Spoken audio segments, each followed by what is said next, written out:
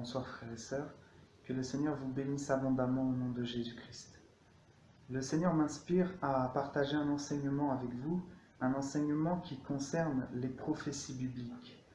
Et cet enseignement est important d'autant plus dans la génération dans laquelle nous sommes, puisque nous pensons, nous croyons, selon les révélations, selon tout ce que nous avons reçu du Seigneur, que ces prophéties vont s'accomplir très bientôt. Comme nous le savons, comme nous pouvons le constater, le Seigneur avertit de plus en plus ses serviteurs sur la terre de son retour imminent. Par des songes, par des visions, par des révélations concernant sa parole, il avertit ses serviteurs de son retour imminent.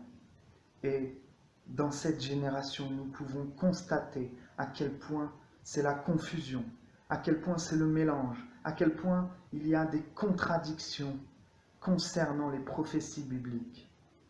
En plus des contradictions, des confusions concernant la doctrine véritable de l'Évangile, nous voyons que concernant les prophéties bibliques, c'est le désordre. Les gens parlent sans avoir de révélation. Beaucoup parlent à cause des visions vaines qu'ils reçoivent. Vous voyez, ils sont inspirés non par Dieu, mais par les vaines visions charnelles qui sont en eux. Frères et sœurs, nous devons comprendre quelque chose, c'est que les révélations bibliques, nous ne pouvons pas les comprendre avec nos propres intelligences. La seule personne qui peut nous révéler ces choses, c'est la personne de Jésus-Christ. Par son Saint-Esprit, lorsque nous sommes dans sa parole, que nous demeurons dans sa parole, que nous sommes enracinés dans sa parole, que nous cherchons la vérité, il nous révèle sa parole. C'est une grâce et nous n'avons aucunement à nous en glorifier parce que justement c'est par grâce que cela nous est donné. Ce n'est pas par notre propre intelligence que nous pouvons comprendre ces choses. Autrement, nous aurions de quoi nous en glorifier, mais parce que c'est par grâce, parce que c'est par révélation, alors que toute la gloire revienne au Seigneur Jésus-Christ. Il y a tellement de choses à dire, frères et sœurs, que je ne sais pas par où commencer. Alors je vais faire cette prière à cet instant. Seigneur, que tu puisses me guider, que tu puisses m'éclairer, afin que je puisse révéler ta parole, que je puisse enseigner selon ce que nous avons reçu de toi. Père, guide-moi et je te prie d'éclairer toutes ces personnes qui cherchent ta vérité et qui regarderont cet enseignement. Que tu puisses faire tomber les écailles de leurs yeux, au nom de Jésus-Christ. Merci pour ta grâce. Amen. Donc frères et sœurs, la Bible nous enseigne les prophéties à venir et les prophéties qui se sont déjà réalisées. Concernant les prophéties à venir, il y a beaucoup de choses à dire, c'est pourquoi, par la grâce de Dieu, je l'espère, je vais essayer, si Dieu permet, avec son aide, d'être clair et à la fois de ne pas être trop long. Alors, nous allons prendre premièrement la prophétie de Daniel 9. Donc, dans Daniel 9, à partir du verset 25, il est écrit « Tu sauras donc et tu comprendras que depuis le moment où la parole a annoncé que Jérusalem sera rebâtie jusqu'au Messie, le conducteur, il y a 7 semaines et 62 semaines. Et les places et les brèches seront rebâties, mais en des temps d'angoisse. Et après ces 62 semaines, le Messie sera retranché, mais non pas pour lui. Le peuple du chef qui viendra détruira la ville et le sanctuaire, et sa fin arrivera comme par une inondation. Il est déterminé que les dévastations dureront jusqu'à la fin de la guerre, et il confirmera l'alliance à plusieurs pour 1 semaine. Et à la moitié de cette semaine, il fera cesser le sacrifice et l'offrande, puis par le moyen des ailes abominables, qui causeront la désolation, même jusqu'à une consomption déterminée, la désolation fondra sur le désolé. Alors, premièrement, nous allons voir par rapport à ces 70 semaines-là dont nous parle le livre de Daniel. Alors, la Bible nous dit ici qu'il y a 70 semaines fixées sur le peuple d'Israël. Alors, il faut faire une différence entre le peuple d'Israël et l'Église. C'est très important de comprendre que ce sont, disons, deux peuples différents. Alors, avant la venue de Jésus-Christ, nous étions dans le temps d'Israël. Et c'est pourquoi il est écrit là que depuis que la parole de Dieu a été annoncée que Jérusalem sera rebâtie jusqu'au Messie, il y a 69 semaines. Nous savons qu'il s'agit de semaines d'années. Une semaine égale à 7 ans. Donc un jour égale à 1 an. Donc nous savons qu'il s'agit de semaines d'années. Et on nous dit ici qu'il y a 69 semaines accomplies jusqu'au retranchement du Messie. C'est-à-dire jusqu'à ce que le Christ soit mort à la croix. Le Christ mort à la croix, 69 semaines fixées sur Israël ont été accomplies. Et on nous dit qu'à la fin des 70 semaines qui sont fixées sur Israël, la justice éternelle de Dieu sera établie sur la terre. Ce qui signifie que, comme nous pouvons le constater autour de nous, ce jour n'est pas encore arrivé, autrement nous serions dans le règne de Jésus-Christ. C'est-à-dire que Dieu aurait établi sa justice sur la terre. Donc, nous voyons que ce n'est pas arrivé. Les 70 semaines ne sont pas accomplies. Nous voyons que 69 semaines ont été accomplies lorsque le Messie est mort à la croix. Alors, comme nous pouvons voir dans cette prophétie, une semaine a été mise à part. Une semaine a été mise à part et cette prophétie nous parlera de l'Antichrist, de l'homme impie. Et elle nous dit qu'en cette semaine mise à part-là, il confirmera l'alliance à plusieurs pour une semaine.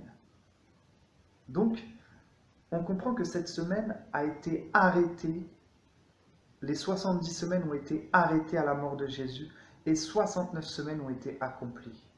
Pourquoi est-ce que la dernière semaine a été mise à part? Tout simplement parce qu'à la mort de Jésus, le temps d'Israël a été arrêté et à sa résurrection, c'est le temps de l'Église qui a commencé.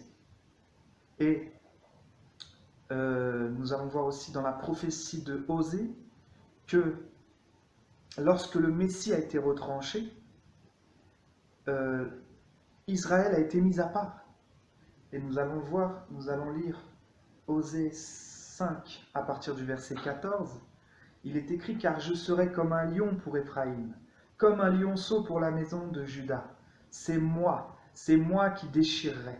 Puis je m'en irai, j'emporterai la proie, et il n'y aura personne qui me l'ôte.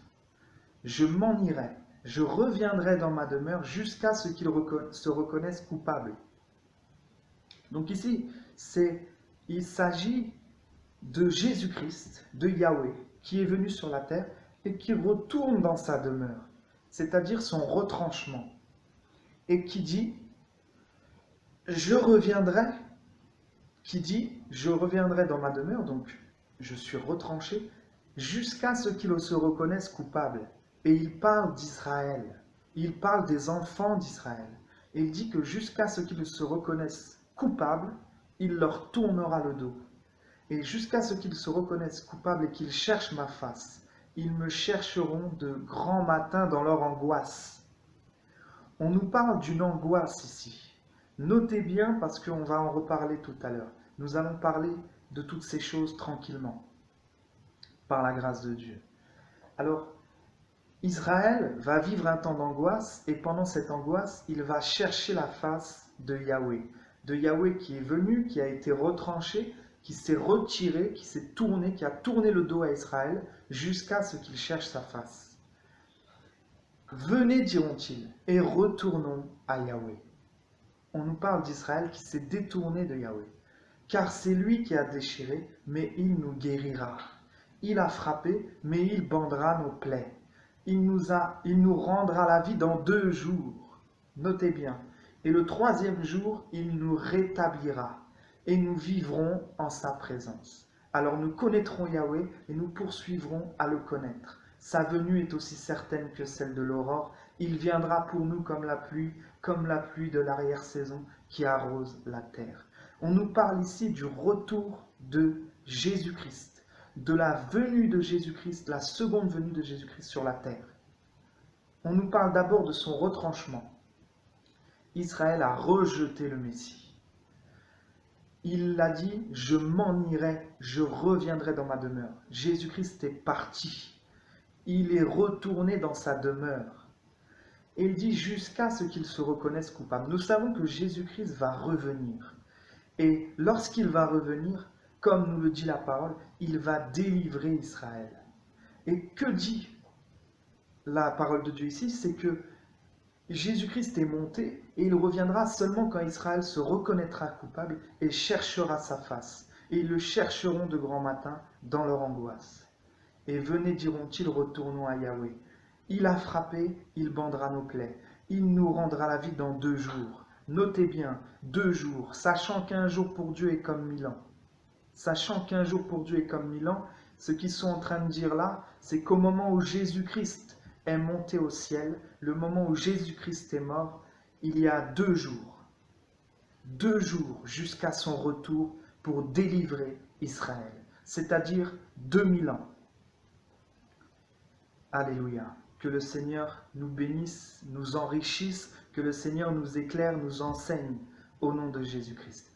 Il y a 2000 ans, selon cette parole qui est écrite dans Osée, il y a 2 jours, 2000 ans, depuis le temps où Jésus-Christ est monté au ciel jusqu'au temps où il va revenir pour délivrer Israël.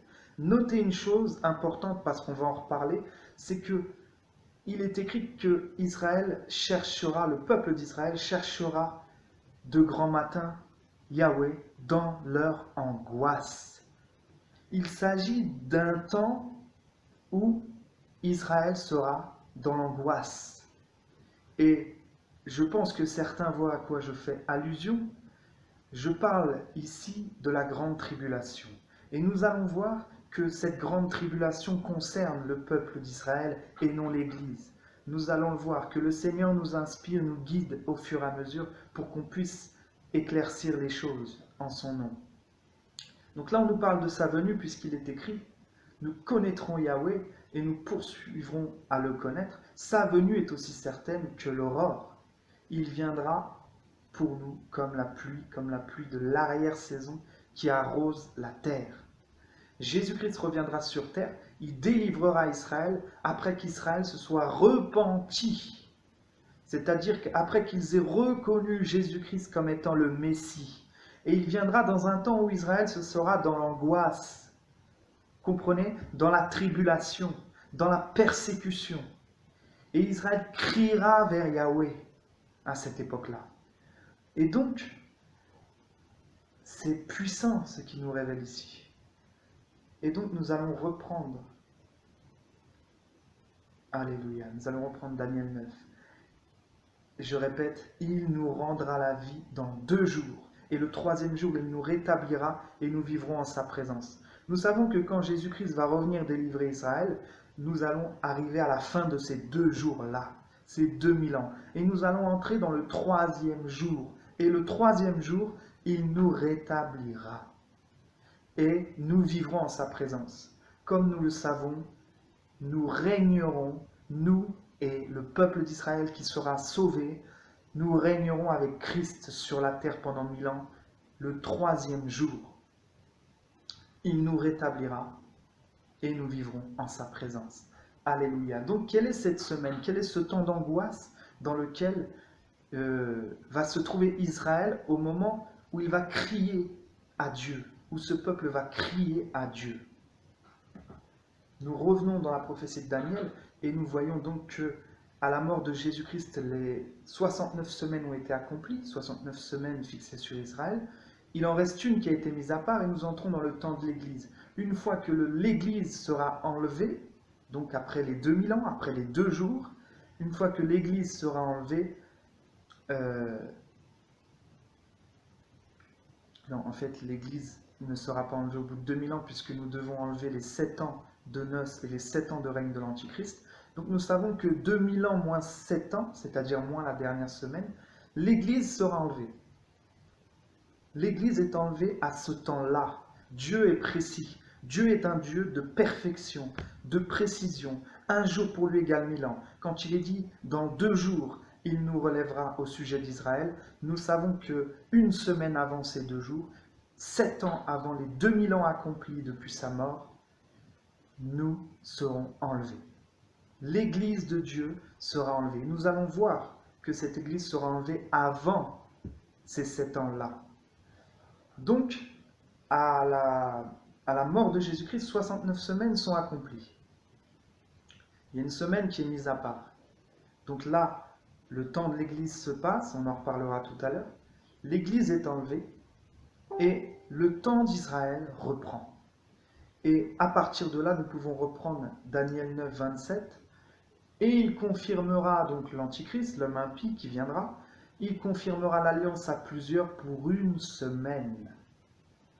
Donc, cet Antichrist-là, cet homme impie, va faire un pacte, va faire une alliance avec plusieurs pour une semaine, c'est-à-dire 7 ans. Et à la moitié de cette semaine, il fera cesser le sacrifice et l'offrande. Nous pouvons comprendre que les enfants d'Israël vont certainement reprendre les sacrifices, etc., pendant ce temps de règne de l'Antichrist. Et à la moitié de cette semaine, il fera cesser les sacrifices et l'offrande, puis par le moyen des ailes abominables qui causeront la désolation même jusqu'à une consomption déterminée, la désolation fondra sur le désolé. Donc nous pouvons comprendre qu'à ce temps-là, l'Antichrist va se faire passer pour un sauveur, certainement qu'ils le prendront pour le Messie, et Israël va être en accord avec cet Antichrist, mais au bout de 3 ans et demi, il fera cesser les sacrifices et l'offrande, et Israël se rendra compte qu'ils se sont fait avoir. Alors, nous revenons à Osée, où Israël se tournera vers Yahweh, chercheront sa face, et ils seront persécutés par l'Antichrist, et c'est cette seconde moitié des 7 ans qui sera les 3 ans et demi de grande tribulation. Et donc, pendant cette détresse, le peuple d'Israël criera à Yahweh. Alléluia. Voilà donc une révélation importante. Donc, le Seigneur reviendra premièrement chercher son Église, comme nous le savons, pour ceux qui le savent. Et pour ceux qui ne le savent pas, nous allons le voir, et c'est très important de prendre quelques passages et d'expliquer quelques révélations, parce que notre foi, il faut qu'elle soit fondée sur quelque chose de solide. Il ne faut laisser la place à aucun doute, que ce soit sur l'identité de Jésus-Christ, sur sa doctrine concernant la sainteté, sur les prophéties bibliques que nous allons vivre. Il ne faut pas laisser la place au doute. Donc pour cela, il faut que nous soyons fermes, que nous soyons inébranlables, que nous soyons enracinés dans la parole de Dieu, au nom de Jésus-Christ. Donc, pendant cette grande tribulation, Israël criera à Yahweh, et comme nous pouvons le voir dans Apocalypse 19, le Seigneur Jésus-Christ, avec ses saints, reviendra sur un cheval blanc pour vaincre l'Antichrist, pour mettre fin à son armée, pour enfermer Satan pendant 1000 ans et pour régner sur la terre avec ses enfants. D'où le fait que nous vivrons avec lui. Alors, nous allons continuer dans d'autres passages. Donc, concernant le temps de l'Église, concernant les noces de l'agneau, parce qu'il ne faut pas oublier une chose, c'est que l'Église, si elle est enlevée, c'est pour les noces de l'agneau. Alors, Matthieu 22 nous parle de l'invitation aux noces. Le premier peuple à avoir été invité aux noces de l'agneau, c'est le peuple d'Israël. Comme nous pouvons voir dans la prophétie de Matthieu 22, dans la parabole de Matthieu 22, pardon, qui est aussi une prophétie, dans la parabole de Matthieu 22, le peuple d'Israël a rejeté l'invitation aux noces. C'est pourquoi il est dit, les conviés n'en étaient pas dignes, allez maintenant et appelez tout le monde aux noces. Donc, Israël ayant rejeté l'invitation n'est plus convié aux noces de l'agneau. Donc, les noces de l'agneau concernent l'Église, concernent les nations. Et l'Église, c'est les nations qui se convertissent à Christ.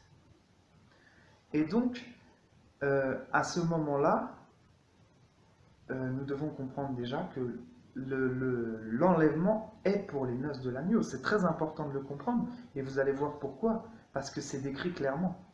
C'est décrit clairement que c'est l'Église qui va participer aux noces de l'agneau. Alors, donc, on nous dit qu'Israël a rejeté les noces, on nous dit que l'Église est invitée aux noces de l'agneau, et que tout le monde est invité à faire partie de l'Église, tous ceux qui le désirent, puisque c'est pour cela que Jésus-Christ a été sacrifié, c'est pour que tous ceux qui croient soient sauvés. Dans Matthieu 24, Jésus nous parle de la prophétie de Daniel que nous venons de lire.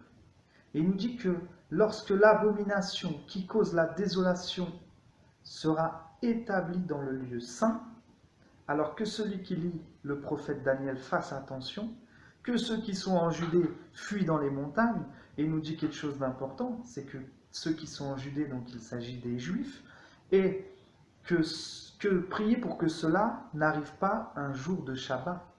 Or, l'Église n'est pas sous la loi pour fêter le Shabbat hebdomadaire, puisque notre Shabbat à nous, c'est Christ. Il est notre repos éternel. En lui, selon Hébreux 4, nous sommes dans le repos. Et nous ne sommes plus sous la loi pour fêter le Shabbat hebdomadaire. Donc, nous comprenons quand il dit cela qu'il parle aux Juifs. Priez pour que ça n'arrive pas un jour de Shabbat. Priez parce qu'il nous parle de la grande tribulation. Il nous parle de cela. Il nous parle de la moitié de la semaine. Vous voyez, c'est à la moitié de cette semaine que l'Antichrist va commencer à agir avec son pouvoir, avec sa face, son visage d'Antichrist. Donc là, que ceux qui sont en Judée fuient dans les montagnes. Vous voyez, on nous parle de ça. Jésus-Christ nous fait comprendre clairement, dans Matthieu 24, qu'il parle aux Juifs, qu'il ne parle pas à l'Église.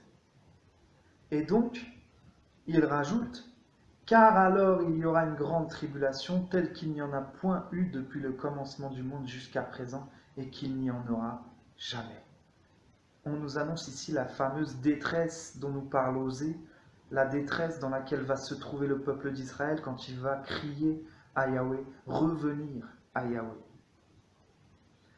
Et il faut comprendre que cette détresse-là, c'est ce que nous disons, je ne me lasse pas de répéter les mêmes choses, cette détresse-là ne concerne pas l'Église, frères et sœurs.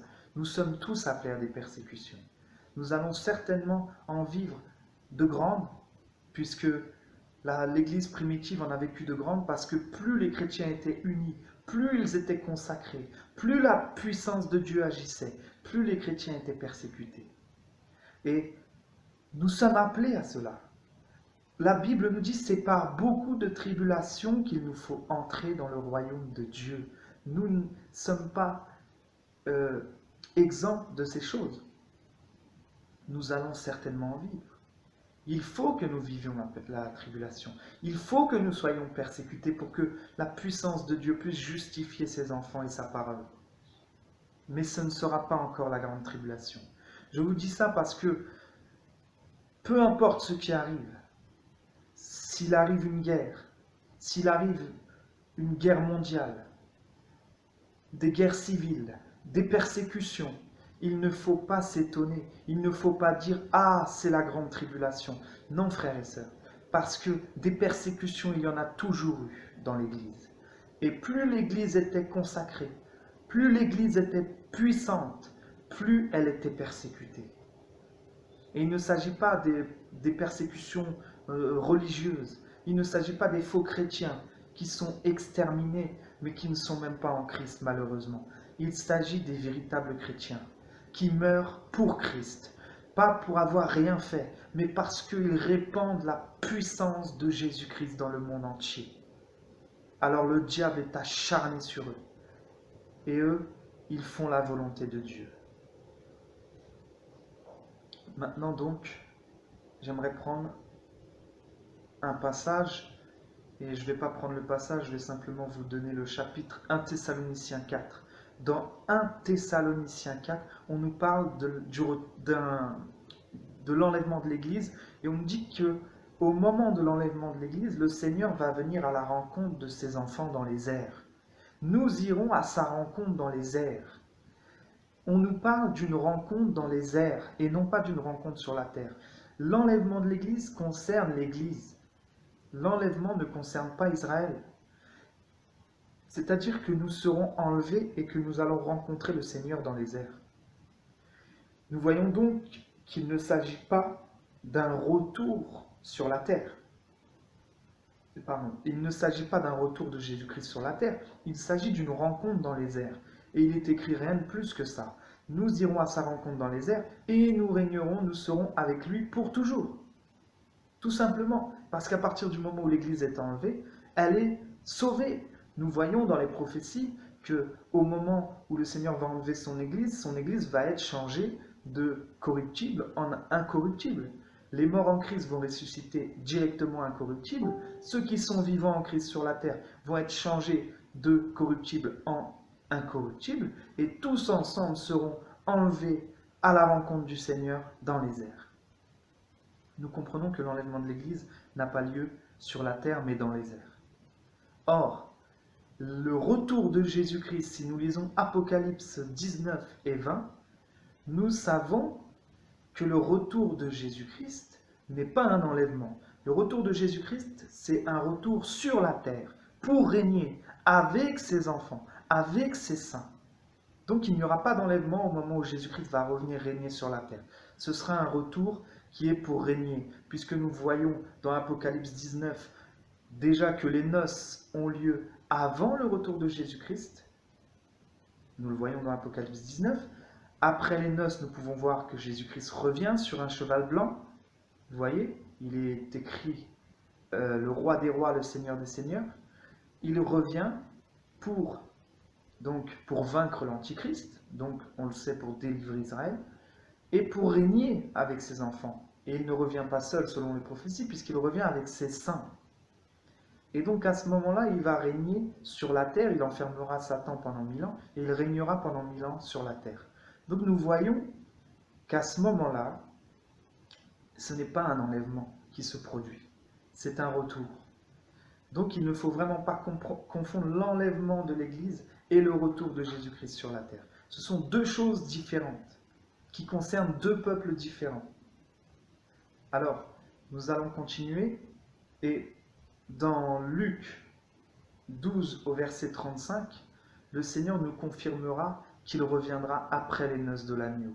Et comme nous l'avons vu, les noces de l'agneau, c'est le but de l'enlèvement. Si nous sommes enlevés, si l'Église sera enlevée, c'est pour les noces de l'agneau, qui dureront 7 ans, notez-le bien, 7 ans, ce qui veut dire une semaine d'année, puisque un an est égal à un jour, et les noces juives de l'époque duraient 7 jours, une semaine, et c'est le temps que l'Église va passer au ciel pour fêter les noces de l'agneau. Alléluia. Nous voyons dans Luc 12, 35, le Seigneur dit que vos reins soient saints et vos lampes allumées, et soyez semblables aux serviteurs qui attendent que le Maître revienne des noces. Frères et sœurs, la parole de Dieu est véritable. Il parle ici aux Juifs, et il leur dit de veiller, de garder leurs lampes allumées, et d'être debout comme des gens qui attendent, des serviteurs qui attendent que leur maître revienne d'où? Des noces, frères et sœurs. Des noces de l'agneau. Tout coordonne, tout s'assemble, tout va ensemble, frères et sœurs. D'un côté, nous avons Jésus-Christ qui meurt à la croix au moment où 69 semaines sont accomplies. Une semaine d'année est mise de côté jusque le moment où Jésus revient pour établir sa justice éternelle sur la terre. C'est-à-dire qu'il s'agit de sa venue pour délivrer Israël et pour régner pendant 1000 ans. Donc, tout coordonne. D'un côté, nous avons ces 69 semaines accomplies, une semaine qui est mise à part, une semaine d'année de 7 ans. De l'autre, nous savons que les noces juives duraient 7 ans, 7 jours, et qu'aujourd'hui, les 7 ans représentent ces 7 jours. Nous savons que le moment où l'Église est enlevée, nous retournons dans le temps d'Israël et l'Antichrist passe au pouvoir pendant une semaine, c'est-à-dire 7 ans. Pendant ce temps où l'Antichrist règne sur la terre, c'est-à-dire cette semaine-là, 7 ans, l'Église est au ciel pour fêter les noces qui durent 7 ans. Donc nous voyons que tout va ensemble. Tout, il n'y a aucune confusion dans cette révélation, dans cette doctrine. Et il y a des choses encore bien plus grandes qui sont révélées, très puissantes. Alors, c'est important de comprendre les prophéties bibliques, frères et sœurs. C'est très important. Seigneur, que tu puisses nous éclairer encore, nous guider encore dans ta parole. Merci, Père. Donc, nous voyons que Israël dit quand le Messie est retranché, dans 2 jours, il nous délivrera. Ça veut dire que 2000 ans après que Jésus-Christ soit mort à la croix, il revient pour délivrer Israël. 7 ans avant les 2000 ans, il enlève son Église. À ce moment-là, la Bible nous dit que Paul nous explique que avant la venue de Jésus, avant l'avènement, c'est-à-dire le retour de Jésus-Christ sur la terre, il faut que l'homme impie se soit assis, élevé au-dessus de tout ce qu'on appelle Dieu, qu'il soit assis dans le temple de Dieu, se proclamant lui-même Dieu. Et ce moment-là, justement, est représenté par la moitié de cette semaine, au moment où il va faire stopper les sacrifices et les offrandes. À ce moment-là, il s'assiera lui-même dans le temple de Dieu, c'est-à-dire à la moitié de la semaine de son règne. Et il se proclamera lui-même Dieu et s'élèvera au-dessus de tout ce qu'on appelle Dieu, et il demandera qu'on l'adore. Et c'est là qu'Israël se rendra compte de son erreur et se convertira à Christ. Alors il y aura la grande tribulation pendant ce temps où l'Antichrist montrera son vrai visage et se proclamera Dieu. Il y aura la persécution, la grande tribulation qui atteindra le peuple d'Israël jusqu'à ce que le Messie vienne pour délivrer Israël. Et alors, il viendra sur le mont Sion et ils verront celui qu'ils ont percé et ils se lamenteront en le voyant. Alléluia. Voilà, parce que les Juifs vont se convertir et ils vont réaliser leur erreur et ils ne pourront que pleurer devant le Messie qui vient pour les délivrer sur la montagne de Sion. Alléluia. Et ils le verront, celui qu'ils ont percé. Alléluia. Gloire à Dieu pour ces prophéties. Oh Père, que tu puisses éclairer tes enfants afin qu'ils puissent comprendre mon langage, afin qu'ils puissent comprendre tes révélations. Oh Père, que ceux qui ont des oreilles entendent.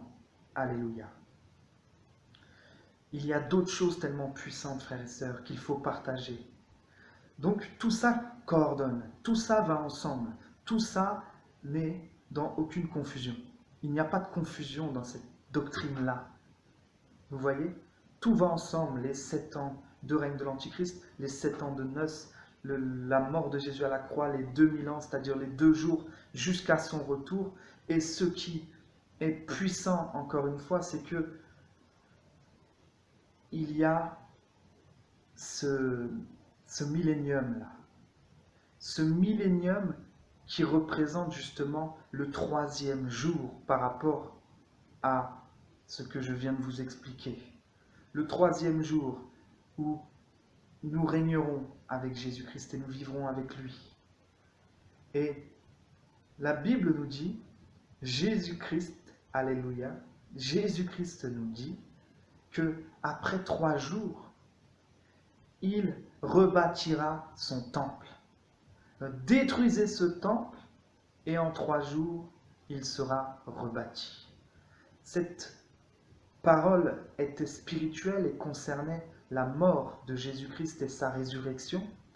Et elle est aussi prophétique et elle concerne aussi le temple de Dieu qui est la nouvelle Jérusalem. Et cette révélation est puissante, frères et sœurs. Ah oui, alléluia. Je ne comptais pas parler de ça, mais cette révélation est puissante. Donc les 2 jours accomplis, Jésus revient. 2000 ans après sa mort, Jésus revient délivrer Israël et régner sur la terre. Nous sommes à 2 jours accomplis. nous entrons dans le troisième jour qui est le millénium. Et qu'est-ce qui se passe après le millénium? Nous avons vu quelque chose d'intéressant.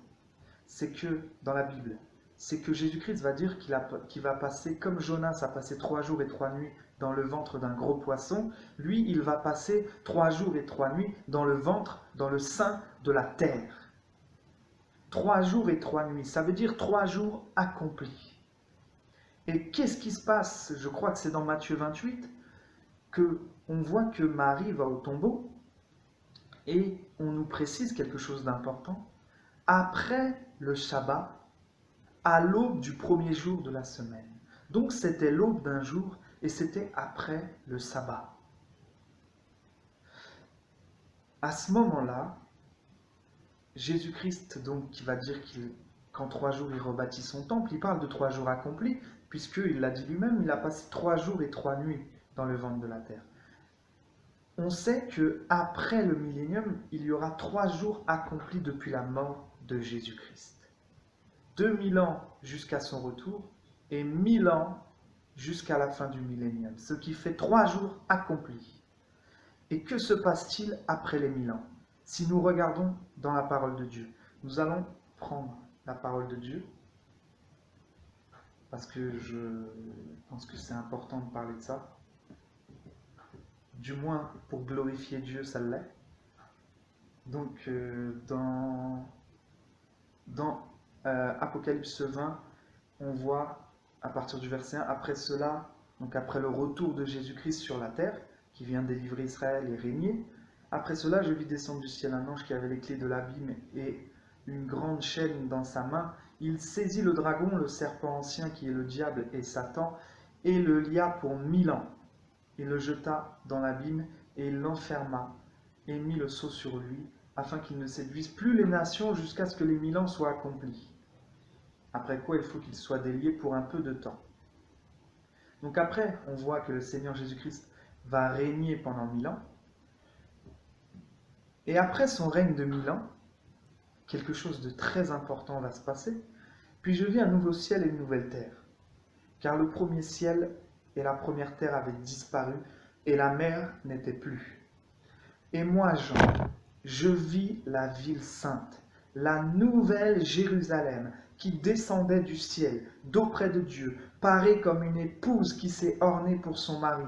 Et j'entendis du trône une voix forte qui disait, « Voici le tabernacle de Dieu avec les hommes. Il dressera sa tente avec eux, et ils seront son peuple, et Dieu lui-même sera leur Dieu, et il sera avec eux. » Il s'agit du tabernacle de Dieu avec les hommes, c'est-à-dire le temple de Dieu. La nouvelle Jérusalem est annoncée ici comme étant le temple éternel, le tabernacle de Dieu avec les hommes. Il ne s'agit pas de l'Église, il s'agit de la nouvelle Jérusalem, composée du peuple de l'Église et du peuple d'Israël. Et les deux ne feront qu'un.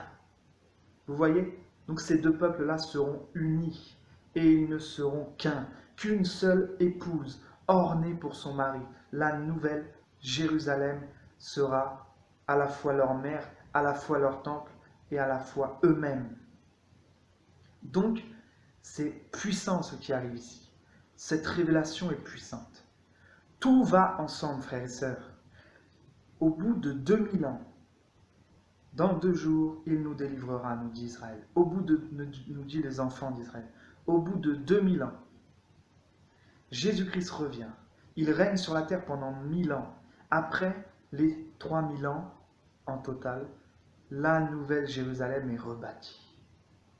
Frères et sœurs, détruisez ce temple et en 3 jours, je le rebâtirai. Alléluia. Notre Dieu est au ciel. Il fait ce qu'il veut. Le Dieu de la Bible est un Dieu ordonné, un Dieu parfait, qui fait tout à la perfection. Il n'y a pas de confusion dans sa parole. Il n'y a pas de confusion dans sa doctrine, frères et sœurs. Alléluia. Les prophéties sont véritables. Elles s'assemblent. Elles sont ensemble un. Elles ne font qu'un. Il n'y a aucune confusion entre le fait que l'Église sera enlevée entre le fait qu'il y aura une grande tribulation sur Israël, entre le fait que Jésus reviendra régner 1000 ans et qu'à la fin de ces 1000 ans, nous verrons la nouvelle Jérusalem. Toutes ces choses-là sont vraies, frères et sœurs. Tout est confirmé. Et c'est seulement par révélation que nous pouvons le comprendre. Donc nous allons essayer de terminer cet enseignement par des versets bibliques et tenter de les expliquer le plus clairement possible par la grâce de Dieu. Donc je demande au Seigneur qu'il puisse nous éclairer, nous guider, nous enseigner encore, afin qu'on puisse être clair, que ça puisse être compréhensible. Donc merci Seigneur pour ta grâce. Dans Romains 11, à partir du verset 25, il nous est parlé du peuple d'Israël. Et il est dit, car mes frères, je ne veux pas que vous ignoriez ce mystère, afin que vous ne vous regardiez pas comme sages. Une partie d'Israël est tombée dans l'endurcissement jusqu'à ce que la totalité des gentils soit entrée. Et ainsi tout Israël sera sauvé. Selon qu'il est écrit, le libérateur viendra de Sion, et il détournera de Jacob les infidélités. Et c'est là l'alliance que je ferai avec eux lorsque j'ôterai leurs péchés. Ils sont certes ennemis par rapport à l'Évangile à cause de vous, mais en ce qui concerne l'élection, ils sont aimés à cause de leur Père. Donc on nous parle ici d'un mystère.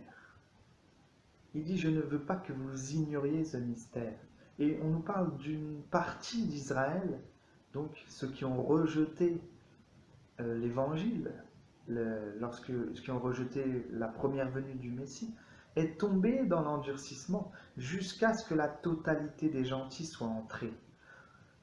Et ainsi tout Israël sera sauvé. Donc on nous fait comprendre ici que les derniers qui seront sauvés, les derniers qui seront libérés, ce sont les enfants d'Israël. Et ils ne le seront que lorsque la totalité des gentils seront entrés en Christ.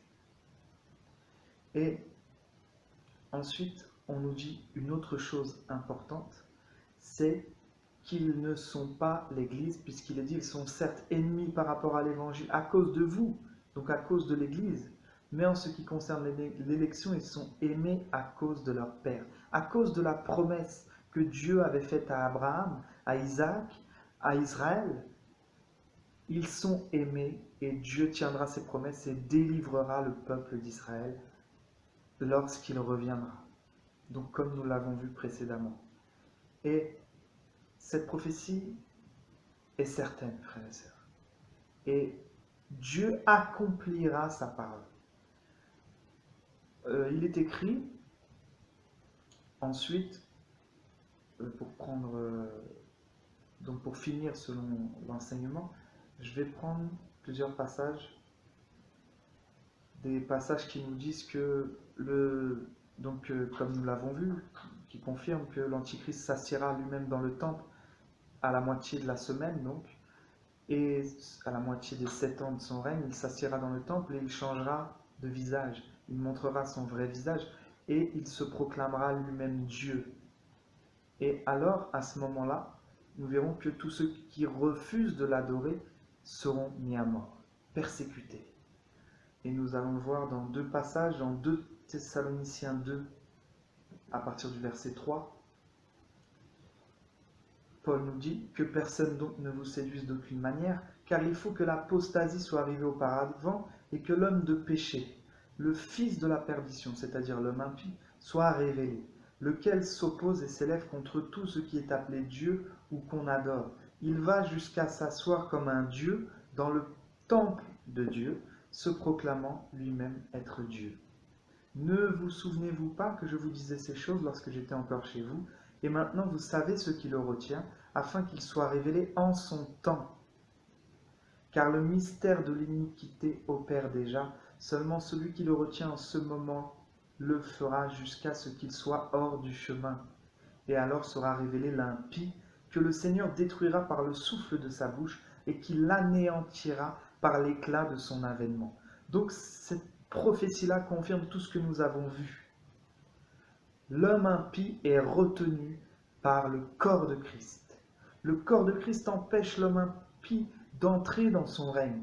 Et quand il entrera dans son règne, il régnera comme nous l'avons vu en tant qu'agneau, et à la moitié de la semaine dont nous parle Daniel dans Daniel 9, Il s'assiera dans le temple, fera cesser les sacrifices, se proclamera Dieu et il voudra qu'on l'adore. Parce qu'un Dieu demande qu'on l'adore. Et s'il se proclame Dieu, bien sûr, il voudra qu'on l'adore. Et c'est ce que confirmera la prophétie d'Apocalypse 13 au verset 15, puisqu'il est dit, il lui fut donné de mettre un esprit à l'image de la bête, afin que l'image de la bête parle, et qu'elle fasse que tous ceux qui n'adoreraient pas l'image de la bête soient mis à mort. Donc ces prophéties s'assemblent, on nous parle de la même chose. On nous parle de la grande tribulation qui durera pendant 3 ans et demi et qui concerne particulièrement Israël. Donc nous allons continuer avec Daniel, puisque la parole de Dieu nous dit que les enfants d'Israël vont réaliser en quelque sorte leur erreur et se tourner vers Jésus, se convertir, et ils seront éprouvés par la souffrance, c'est-à-dire par la grande tribulation. Nous voyons dans Daniel 12, à partir du verset 6, qu'il est dit « Et l'un d'eux dit à l'homme vêtu de lin, qui se tenait au-dessus des eaux du fleuve, quand sera la fin de ces merveilles ? Et j'entendis l'homme vêtu de lin qui se tenait au-dessus des eaux du fleuve, il leva sa main droite et sa main gauche vers les cieux, et il jura par celui qui vit éternellement que ce sera dans un temps, des temps et la moitié d'un temps. » On nous parle ici de 3 ans et demi. Et que toutes ces choses s'accompliront quand la force du peuple saint sera entièrement brisée. Il s'agit d'Israël. Il s'agit du peuple d'Israël dont la force sera brisée pendant les persécutions, pendant la grande tribulation. Et j'entendis, mais je ne compris pas. Et je dis, mon Seigneur, quelle sera l'issue de ces choses ? Il répondit, va Daniel, car ces paroles seront tenues secrètes et scellées jusqu'au temps de la fin. Plusieurs seront purifiés, blanchis et éprouvés. Mais les méchants agiront avec méchanceté, et aucun des méchants ne comprendra. Mais les intelligents comprendront, frères et sœurs. Donc voilà la prophétie de Daniel qui nous parle de ces choses, qui nous confirme tout ce que nous avons reçu comme prophétie, toutes ces révélations puissantes.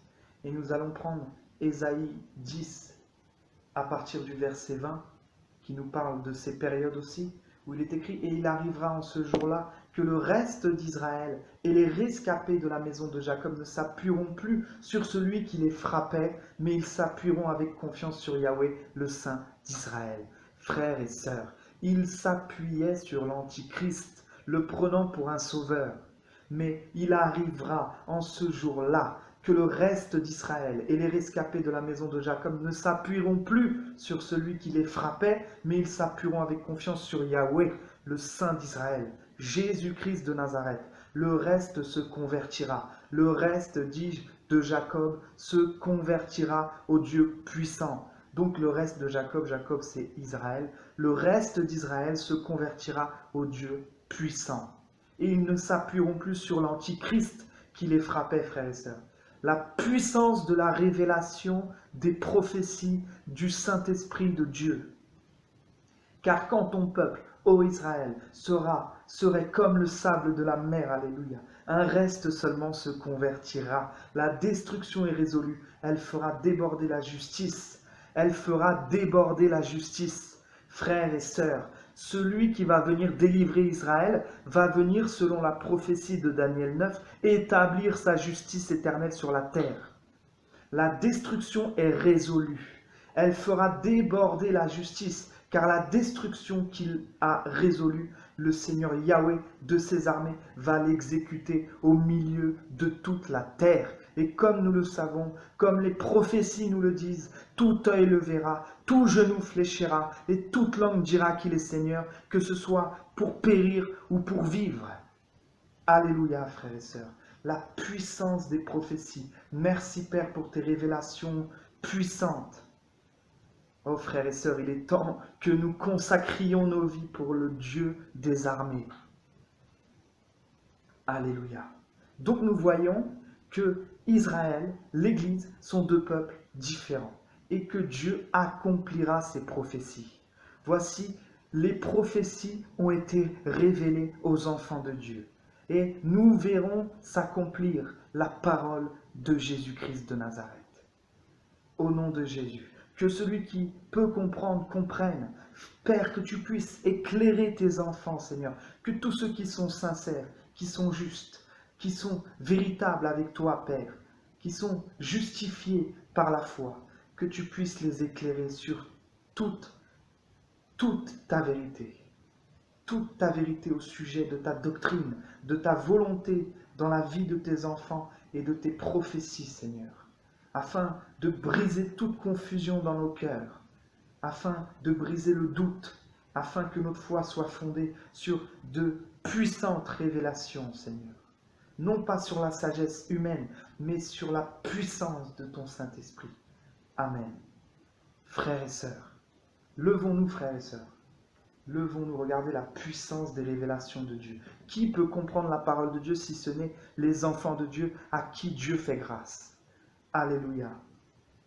Donc il y a tellement à dire, tellement de choses à dire que ça serait trop long pour tout expliquer. Et nous ne pouvons même pas tout comprendre, frères et sœurs. Nous connaissons en partie. Nous sommes d'une certaine manière limités dans le temps, limités dans la compréhension des mystères de l'évangile de Christ.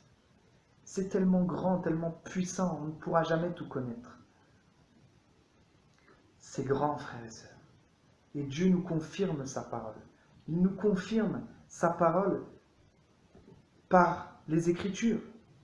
Il nous confirme par des puissantes révélations. Quand nous comprenons la parole de Dieu, nous la comprenons par révélation. Alors nous bondissons de joie à chaque révélation. Nous voyons que c'est l'Esprit de Dieu. Et ça apparaît dans nos cœurs comme quelque chose de ferme, quelque chose d'assuré.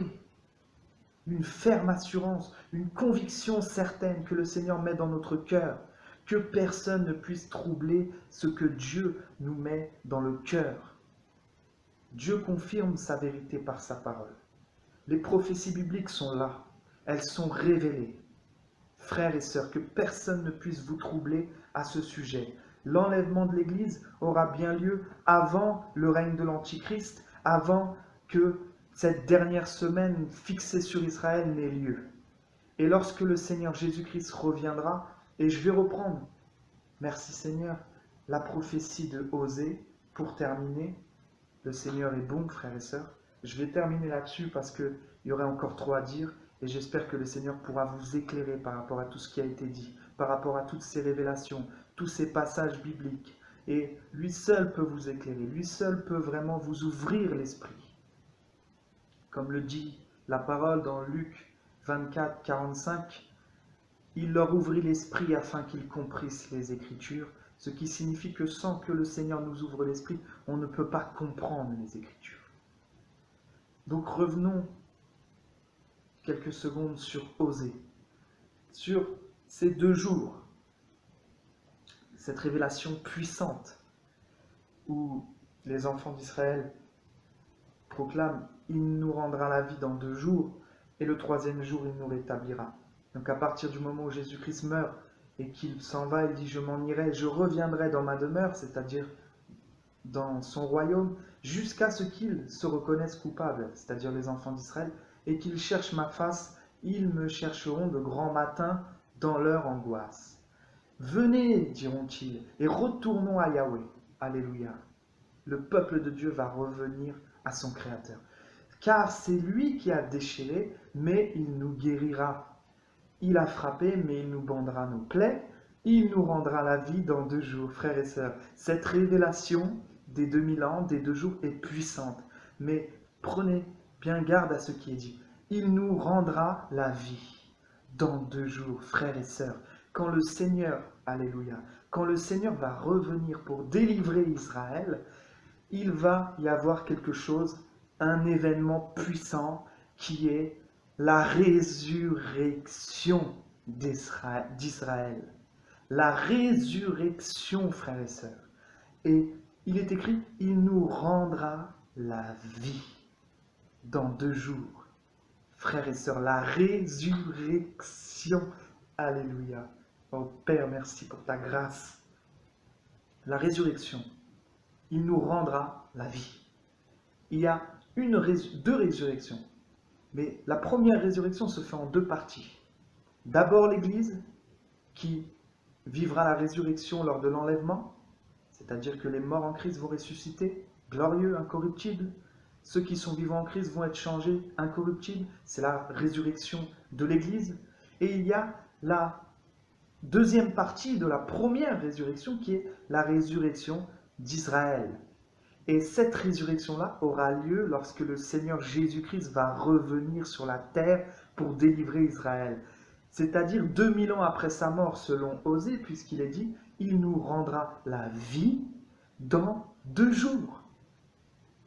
Oh frères et sœurs, quelle puissance! Il nous rendra la vie, c'est-à-dire nous vivrons la résurrection. 2000 ans après sa mort. Donc, comprenons que 7 ans avant ces 2000 ans, nous ne connaissons pas la date exacte de la mort de Jésus-Christ, mais 7 ans avant les 2000 ans après sa mort, l'Église sera enlevée. Donc, ne commencez pas à calculer, vous pouvez y réfléchir, mais c'est pour bientôt, frères et sœurs. C'est pour bientôt. Ce que nous devons comprendre, c'est qu'il faut se concentrer sur une chose importante, c'est notre préparation pour le royaume de Dieu. Que ce soit pour notre mort, pour la persécution, que ce soit pour l'enlèvement de l'Église, peu importe, nous devons nous préparer, et la préparation est la même pour tous, que ce soit pour n'importe quel événement, la mort ou le retour de Jésus-Christ, ou l'enlèvement de l'Église. La préparation, c'est notre vie de consécration, la sanctification, notre vie de prière, l'amour du Tout-Puissant accompli dans nos cœurs. Soyons parfaits comme notre Père Céleste est parfait. Au nom de Jésus-Christ. Alors nous connaîtrons Yahweh et nous poursuivons à le connaître. Sa venue est aussi certaine que celle de l'aurore. Alléluia. Que Dieu soit béni pour toutes ces révélations, pour sa parole puissante. Et vraiment, je vous exhorte, frères et sœurs, à vous préparer. Préparez-vous, frères et sœurs. Préparez-vous, pas seulement à être enlevés ou à mourir, mais préparez-vous pour œuvrer pour la puissance de Dieu. Il faut que nous soyons des vases d'honneur sanctifiés, utiles entre les mains du Seigneur, afin d'être préparés pour toute bonne œuvre. Il est bien de vouloir œuvrer, de faire ci, de faire ça. Mais n'oublions pas que Jésus-Christ a passé lui-même 40 jours dans le désert après avoir reçu le Saint-Esprit, 40 jours de jeûne, frères et sœurs. Pendant ces 40 jours, il a résisté à toutes les tentations, il a été préparé pour affronter le monde, pour affronter les démons. Et comprenez bien une chose, c'est que Satan a tenté Jésus dans le désert et lui a dit « Si tu es le Fils de Dieu, alors fais ceci, fais cela ». Mais quand Jésus-Christ est sorti du désert, les démons se prosternaient quand il passait et ils confessaient en disant « Tu es le Fils de Dieu ». Parce que Jésus-Christ avait déjà vaincu dans le désert, frères et sœurs. Vous comprenez ? Si tu es le Fils de Dieu, fais ceci, fais cela. Il est sorti du désert, ils ont confessé devant les hommes en disant « Tu es le Fils de Dieu, tu es le Fils de Dieu ».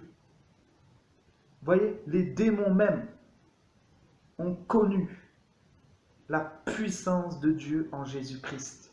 En Jésus-Christ, homme, c'est important de le préciser. Nous sommes des hommes appelés à être semblables à Christ. Voilà, frères et sœurs. Donc, voilà, les prophéties sont véritables. Nous ne pouvons pas dire qu'elles sont fausses ou qu'elles sont confuses, non. C'est les hommes qui interprètent mal, qui interprètent charnellement, qui interprètent avec leur propre sagesse, leur propre intelligence, leur théologie, qui n'ont aucune révélation et qui mélangent les Écritures. Et quand il y a quelque chose qui ne colle pas, eh ben, ils trouvent des excuses où ils essaient de zapper pour qu'on oublie. Mes frères et sœurs, dans tout ce que nous venons de voir, tout colle ensemble. Et il y a plein de choses que le Seigneur nous révèle, que le Seigneur m'a révélé, que je ne dis pas pour l'instant parce que c'est tellement long à expliquer, mais c'est puissant et nous voyons que dans tous les cas, tout colle parfaitement. Il faut aussi chercher, quand nous voyons qu'il y a un problème de traduction, il faut aussi chercher dans les originaux, dans les textes hébreux, grecs, pour pouvoir comprendre les choses. Parce que sinon, nous pouvons être confus à cause des traductions françaises, parce que la traduction ne pourra jamais être parfaite, frères et sœurs. C'est impossible. On peut être au plus proche de la vérité, mais elle ne sera jamais parfaite. Il faut que le Seigneur nous révèle sa parole. Voilà. Donc, tout ça, c'est dit. Tout ça, c'est la vérité. Et j'aime la parole de Dieu et j'aime ses prophéties. C'est tellement puissant, frères et sœurs, que c'est pas pour les frissons que ça me donne. C'est simplement parce que, franchement, c'est vraiment ça procure la joie dans le cœur. Ah oui, la joie dans le cœur, il n'y a pas mieux. Dieu met sa louange dans mon cœur quand il me révèle des puissantes révélations comme ça. Alors il faut les partager et que Dieu puisse vous les révéler à vous aussi, au nom de Jésus-Christ. Voilà, frères et sœurs, levons-nous, préparons-nous parce que le Seigneur Jésus-Christ revient bientôt. Que ce soit demain, que ce soit dans 1 an, dans 2 ans, le temps passe vite, frères et sœurs. Et nous sommes persuadés, et je suis persuadé, que notre génération verra l'enlèvement de l'Église et le retour de Jésus-Christ sur la terre. Parce que le Seigneur ne ment pas et le Seigneur nous appelle à nous préparer d'urgence. Voilà, frères et sœurs. Au nom de Jésus-Christ, que le Seigneur vous bénisse abondamment, qu'il puisse toucher vos cœurs, vous bénir, vous sanctifier, vous perfectionner, qu'il puisse lever son Église et la perfectionner afin que cette puissance qu'avaient les premiers chrétiens puisse se répandre dans cette génération. Au nom de Jésus-Christ. Amen.